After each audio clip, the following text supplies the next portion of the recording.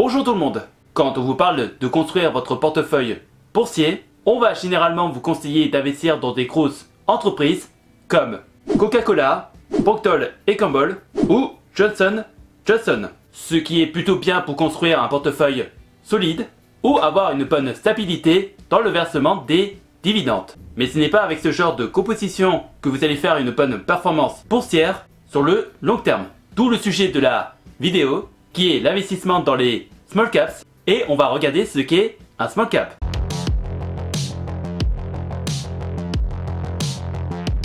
Les small caps sont des entreprises dont la capitalisation boursière se situe généralement entre 300 millions et 2 milliards de dollars. Ces entreprises sont souvent moins connues que leurs homologues de grande taille. Mais elles jouent un rôle crucial dans l'économie. Les small caps peuvent évoluer dans une multitude de secteurs, comme celle de la technologie. Ce qui est le cas pour de nombreuses startups technologiques qui commencent comme des small caps. Wake up, Daddy's home. Elles se concentrent sur l'innovation, que ce soit dans le développement des logiciels, les applications mobiles ou les nouvelles technologies comme l'intelligence artificielle et la blockchain. Je peux notamment parler de celui de la santé. Les entreprises de biotechnologie et de dispositifs médicaux sont souvent des small caps.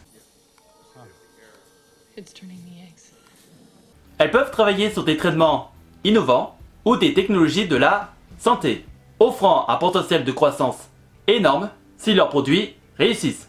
On peut notamment parler de celui des énergies renouvelables. Dans un contexte de transition énergétique, de nombreuses petites entreprises se concentrent sur des solutions durables, comme l'énergie solaire, ce qui peut les positionner favorablement pour l'avenir. Voyons comment les small caps peuvent se démarquer des grandes entreprises.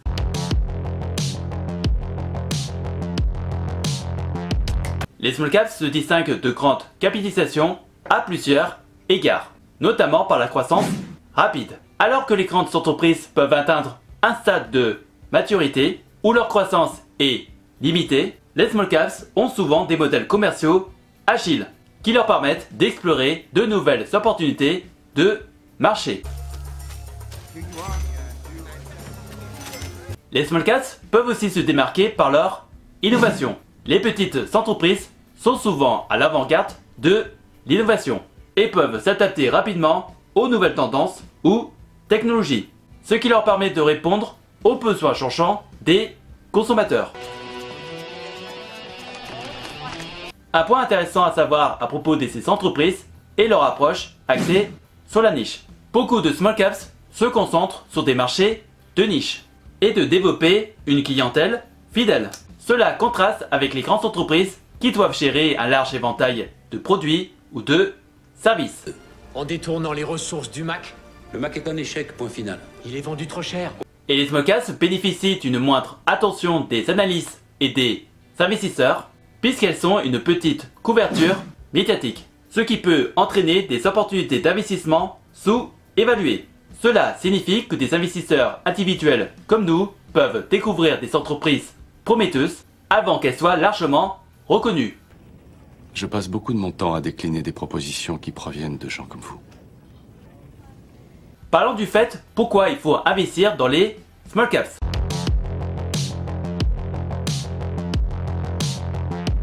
Je vous rappelle ce que j'ai dit au début de la vidéo, ce n'est pas avec les grandes entreprises que vous allez faire des bénéfices, ou du moins des belles plus-values. Pour la simple et bonne raison que toute entreprise, à partir d'une certaine durée d'activité, finit par acquérir toute sa clientèle et ne voit plus son chiffre d'affaires augmenter. En règle générale, une entreprise n'arrive plus à trouver de nouveaux clients sur une durée entre 20 et 30 ans, sauf si elle propose de nouveaux produits ou services ou qu'elles innovent leurs produits. La technologie, ça attire toujours, bien sûr. Mais en de rares occasions, on peut toucher les gens à un autre niveau. Il faut savoir que des entreprises comme Apple ou Procter & Gamble étaient des small caps à leur début.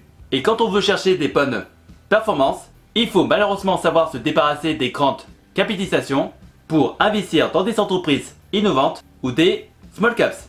Et ce pour trois raisons. La première qui est le potentiel de croissance. Les small caps ont souvent un potentiel de croissance supérieur à celui des grandes entreprises. En raison de leur taille, elles peuvent se développer rapidement en capturant des parts de marché dans des niches spécifiques ou en innovant dans leurs produits ou services. La seconde raison est la découverte de la valeur. Les small caps sont souvent sous-évalués par le marché, ce qui signifie qu'il existe des opportunités d'achat à des prix inférieurs à leur valeur réelle. Les investisseurs attentifs peuvent découvrir ces entreprises qui ont un bon potentiel de croissance, y investir et faire des bénéfices avant que ces entreprises soient reconnues par le grand public. C'est quoi ça? Quoi? Ce qui sent comme ça? Boîte de Cologne? Non.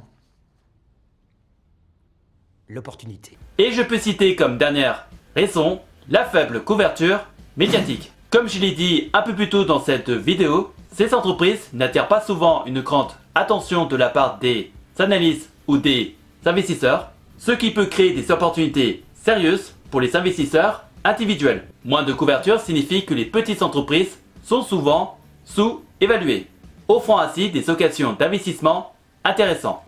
Quand je fais la connerie d'en parler, on me met en quarantaine. Je suis même pire qu'un lépreux. Voyons comment on peut sélectionner les small caps.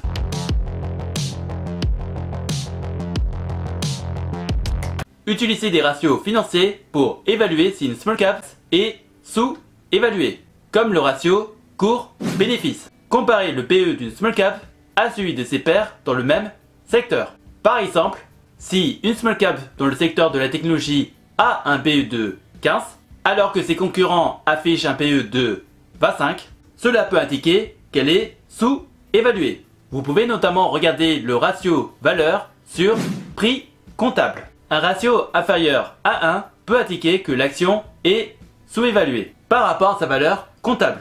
Regardez notamment les tendances du secteur, comme celui de la technologie. Les entreprises de logiciels ou de cybersécurité peuvent bénéficier d'une demande croissante. Dans la santé, les entreprises de biotechnologie qui développent des traitements innovants peuvent offrir un potentiel de croissance énorme. Et je peux très bien parler des énergies renouvelables. Les small caps dans ce secteur peuvent connaître une forte demande. Et c'est ainsi que nous n'en ferons pas vers la liberté financière. Si vous voulez investir dans des small caps d'une manière assez facile, sachez que des courtiers comme Trade Republic ou Interactive Broker en proposent. Je vous laisse les liens de mes vidéos d'avis dans la description. Si vous avez des questions, n'hésitez pas à me les poser dans les commentaires et j'essaierai de vous donner des réponses claires et précises. Et si par hasard tu cherches des solutions pour faire travailler ton argent ou générer un revenu passif, tu peux regarder dans la description de la vidéo des playlists de vidéos d'avis de plateformes d'investissement que j'utilise pour faire travailler mon argent, que ce soit dans la bourse, les prêts, l'immobilier ou les crypto-monnaies. En attendant la prochaine vidéo, je vous laisse avec deux autres vidéos qui s'affichent actuellement sur l'écran. Prenez soin de vous, faites de bonnes recherches et je vous souhaite un bon investissement. À la prochaine!